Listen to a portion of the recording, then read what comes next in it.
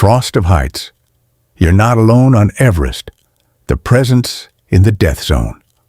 Cold open, immediate hook. Imagine this.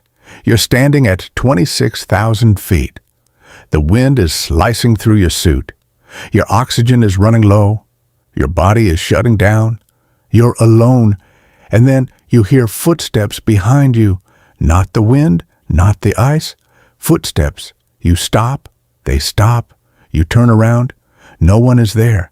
But the feeling doesn't leave. So tell me honestly, if that happened to you, would you keep climbing or would you turn back?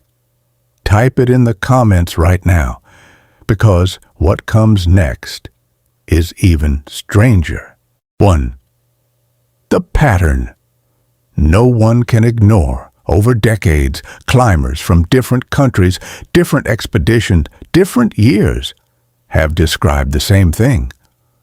A figure walking ahead of them, a voice calling their name, a hand touching their shoulder, breathing beside them, a presence just out of sight. Different people, same details. And here's the unsettling part. How can strangers hallucinate the exact same experience? Is it just hypoxia or something else? 2. The voice that saved a life. One climber reported hearing a calm voice say, "Stop." He froze. One step ahead of him, a hidden crevasse. One more step, and he would have disappeared forever. Science says oxygen deprivation can cause auditory hallucinations. But here's the problem. Hallucinations are chaotic. This voice was clear, rational, correct. So let me ask you, can a dying brain save your life? Or did something else intervene? 3. Shadows that move against the wind. Sherpas speak quietly about shadows. Silhouettes standing on ridges that no rope could reach. Figures that remain still while the wind rips across the mountain. They don't call them ghosts. They call them memory. They believe every climber who dies on Everest becomes part of it. So here's a deeper question. If hundreds of bodies remain on the slopes, can energy really just disappear? Mid-video retention peak. Pause for a second. Picture yourself in the death zone. Your oxygen is low. Your thoughts are slowing down. You feel something walking beside you. It whispers, "Keep going." Do you trust it? Or do you assume your brain is failing? Comment one word. Trust, or turn back. I'm genuinely curious how you think.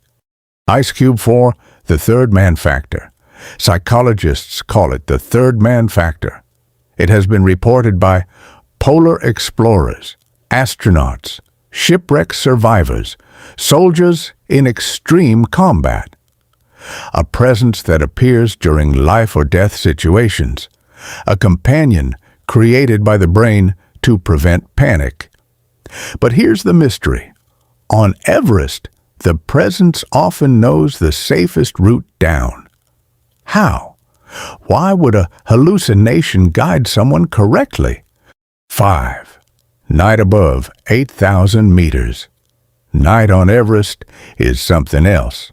Minus 30 degrees, wind like a living thing. You wake up inside your tent. You feel someone standing over you. You hear breathing, but you're zipped inside, and you're alone. What's worse? Believing something is there, or realizing your mind might be collapsing. 6. The scientific explanation. At extreme altitude, oxygen drops, blood thickens, the brain misfires, reality distorts, hypoxia can cause visual hallucinations, auditory illusions, time distortion, presence hallucinations, but science still can't explain one thing. Why so many climbers describe the same words? Keep going. Not yet. Turn back. Why the same script? 7. The Sherpa belief. Sherpas don't dismiss these stories. They believe Chomolungma, Mother Goddess of the world, has guardians. They say some spirits protect climbers. Others observe silently. Not evil, not violent, just there. So let me ask you something personal. If someone you loved died on a mountain, would you want to believe they were still watching? 8. When the presence disappears. Several survivors said something chilling. The presence was there during the climb, but when it vanished, they felt real fear, as if the mountain had stepped away, as if they were truly alone for the first time. What if the presence isn't the threat? What if its absence is? Final question. Everest is a place where wind sounds like whispers, shadows look like figures, and silence feels alive. So now I'm asking you directly, are these encounters just a brain starving for oxygen? Or is Everest something we don't fully understand yet? Comment. Science or something more? Frost of Heights. Signature ending.